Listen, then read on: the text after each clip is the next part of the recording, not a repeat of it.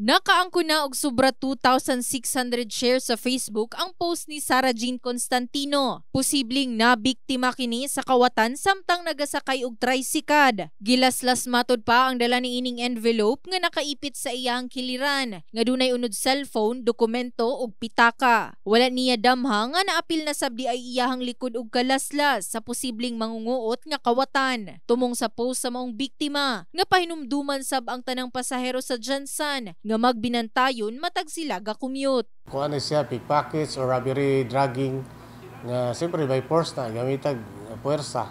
Pero wala lang niya man unknowingly or knowingly na kuha ang iyang valuable items. So siyempre, diretso na siya dagan kung nakagain na og item.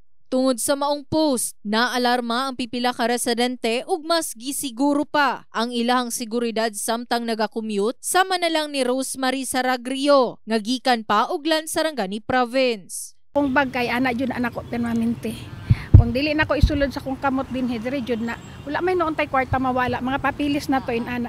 Pero oo, maglikay lang jud ta. Ning akong bag jud na jud ni sa akong atubangan jud sa akong kuan kay. Akong bag ginabutang pa nako siya sa akong atubangan ug wala gid ko gadalag dagko kay ako ang allowance 50 lang ba ana. Tungod ni ini, dunay pahinumdum ang kapulisan sa angayang buhaton sa mga commuters aron malikay sa mga kawatan. Ang imong wallet ibutang sa imong lalaki, ibutang sa imong front nga pocket. Unya ang imong bag pod while nagsakay ka sa tricycle or PUV, public utility vehicle, ibutang sa imong front unya imo tabunan sa imong duha ka kamot.